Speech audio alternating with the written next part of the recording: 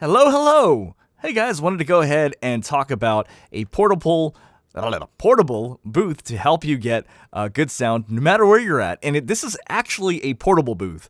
Now, it's very similar to a PVC booth, but it's actually portable. Because a PVC booth, people will set it up, but it's pretty much there, and it's this big thing that's in the way.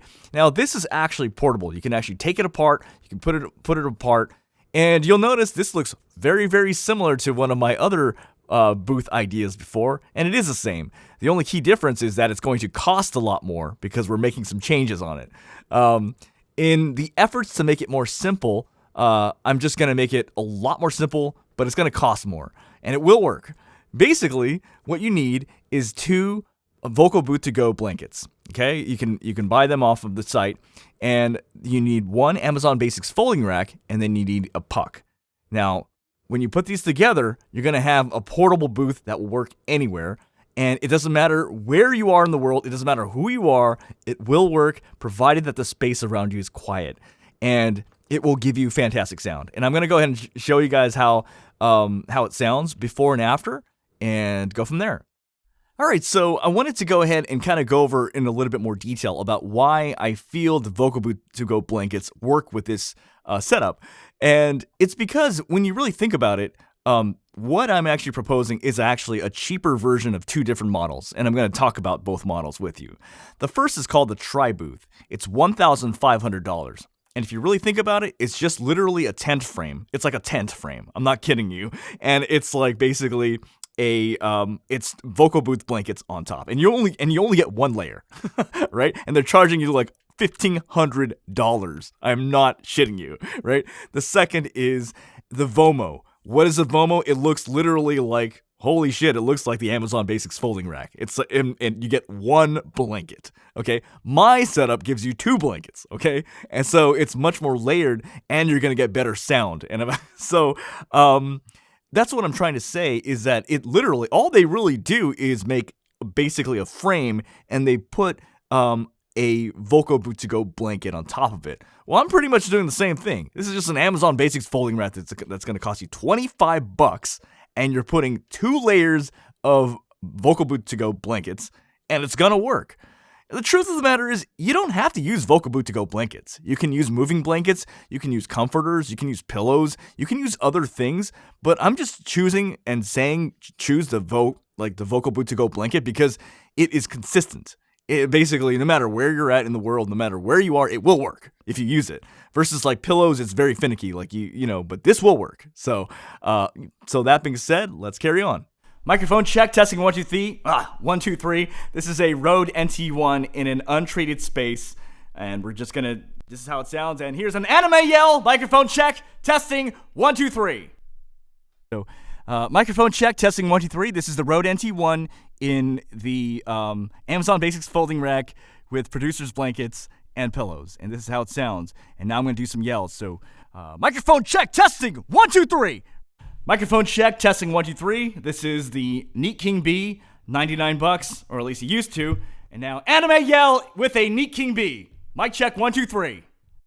And this is how the audio sounds with regular speech. And now I'm just going to do a really quick yell here. So microphone check, testing 1, 2, 3.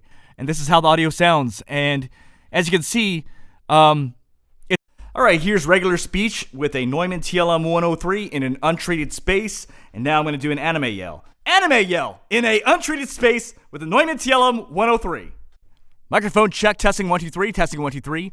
This is audio from the TLM 103 in basically in the middle of nowhere, right? With Amazon Basics folding rack and pillows and producer's blanket, okay?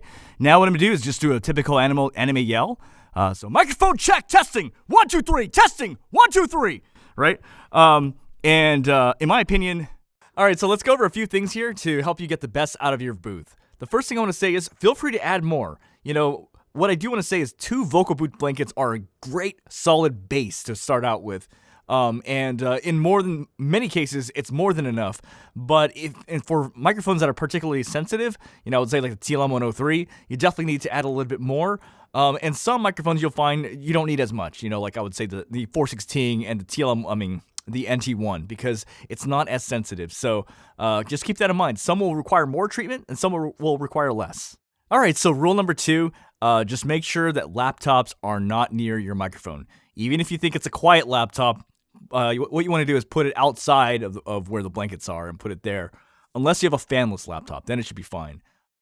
All right, next step is to just keep a mental note of the weight capacity. So it can hold about 32 pounds, but the blankets themselves are 20 pounds. It's a lot, and like I said, it should be more than enough to cover everything you need, but sometimes I'll slot in some pillows here and there just to add a little bit more extra in there. But just keep a note that the weight capacity is 32 pounds.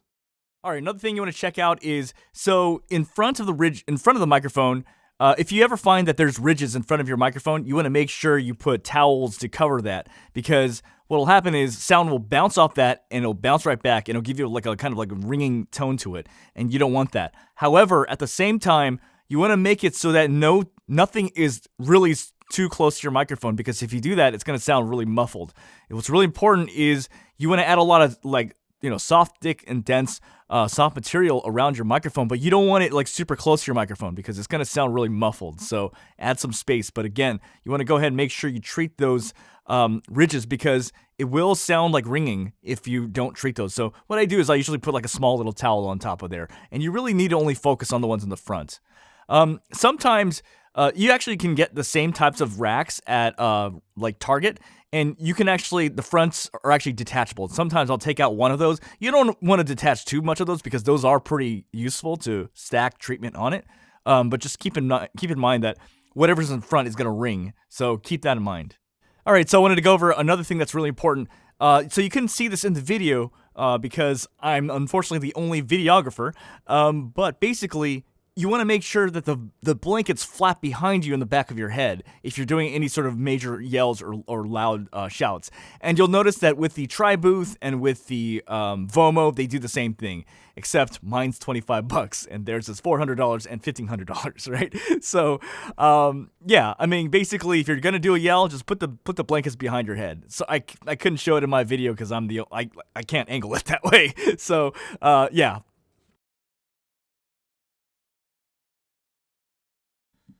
All right, so here is the Blue Yeti challenge. Right now, you can see that I'm basically recording with a Blue Yeti in a bathroom, okay? And just to verify here, just put this down here so you can see. It's just, okay, that's definitely a bathroom, okay? Let me just put this here temporarily and put the blankets down behind me. So both blankets behind me now. All right, and now I'm going to just start recording really quick, and you can basically see that that's a Blue Yeti, right? So, microphone check, testing 1 2 3. This is a Blue Yeti. It's widely considered one of the most difficult microphones to work with because it has so much reverb. A bathroom is also considered one of the most difficult places to record. Definitely not recommended. This is more just of a worst case situation. But as you can see here, if I can get somewhat good audio in here, you can definitely get good audio where you're at.